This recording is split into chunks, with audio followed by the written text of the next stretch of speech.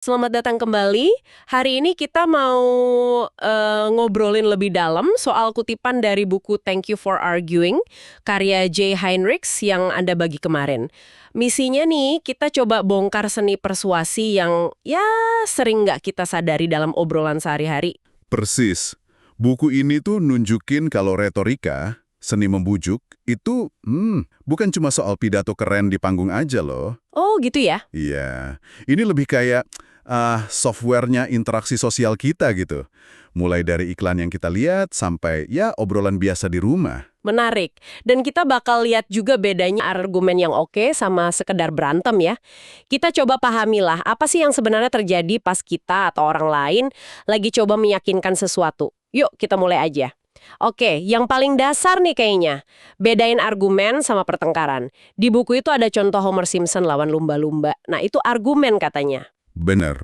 Soal siapa lebih unggul kan? Iya, tapi beda sama kalau udah saling ngejek kayak, contohnya Trump sama Rosie O'Donnell itu.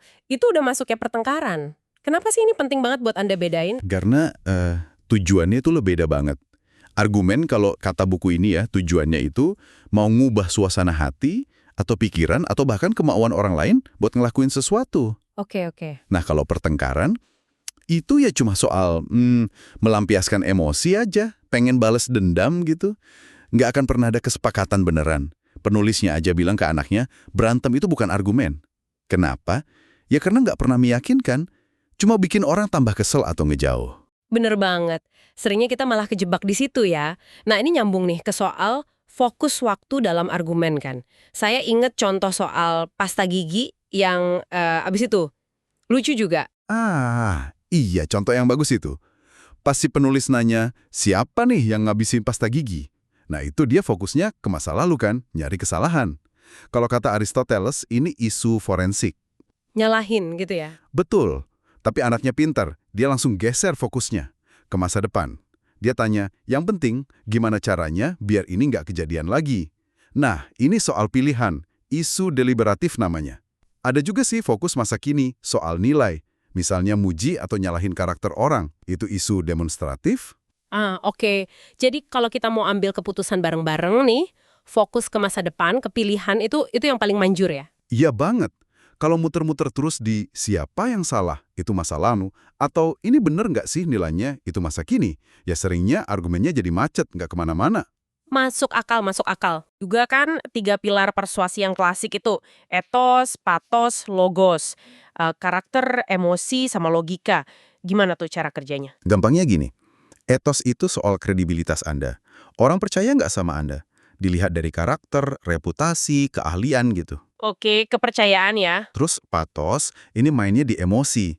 Gimana kita paham perasaan audiens, dan kadang ya sedikit memainkan emosi itu. Terakhir, logos. Ini soal logika argumennya. Masuk akal nggak buat cara pikir audiens? Nah biasanya sih ketiganya ini jalan bareng.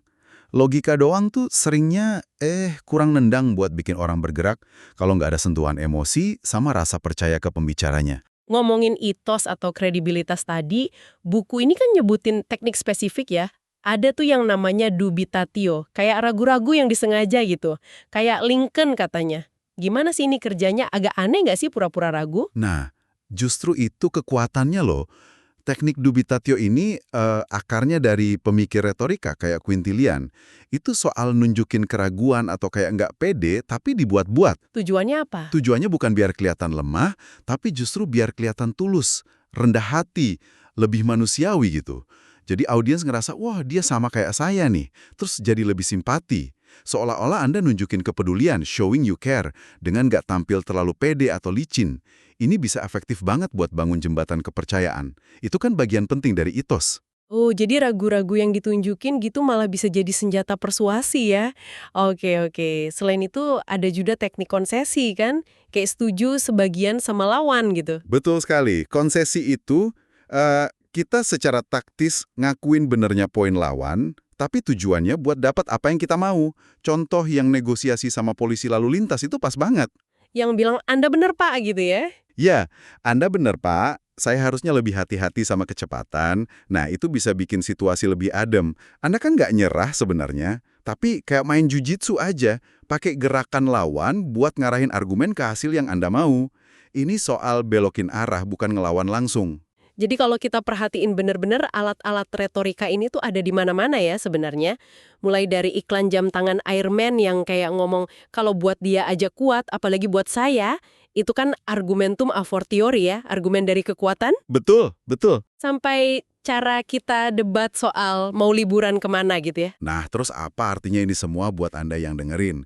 Ya, ngenalin alat-alat ini, tahu bedanya argumen sama berantem, fokus ke solusi masa depan, sadar pakai karakter, etos, termasuk keraguan yang berguna tadi, emosi patos, logika logos, terus pinter pakai konsesi. Wah, itu bisa banget ngubah kualitas interaksi Anda loh. Jadi tujuannya bukan cuma menang debat gitu ya. Bukan cuma itu, tapi bikin percakapan jadi lebih efektif, lebih nemu solusi, bahkan bisa jadi lebih damai. Kita udah coba gali nih gimana retorika ini sebenarnya kerja ya, seringnya diem-diem di belakang layar hidup kita. Kutipan dari Thank You for Arguing ini kayak ngasih kita kacamata baru lah buat ngelihat obrolan, iklan, bahkan dinamika keluarga. Sebagai penutup, Li, coba deh Anda pikirin, gimana kalau misalnya di percakapan sulit Anda berikutnya, Anda coba secara sadar pakai satu aja teknik ini. Misalnya nih, tiap kali obrolan mulai ngarah nyalain masa lalu, Anda coba deh secara konsisten alihkan ke pertanyaan, oke, terus ke depannya kita perlu gimana ya? Kira-kira hasilnya bakal beda nggak ya? Nah, itu sesuatu buat Anda renungkan. Sampai jumpa di pembahasan mendalam kita berikutnya.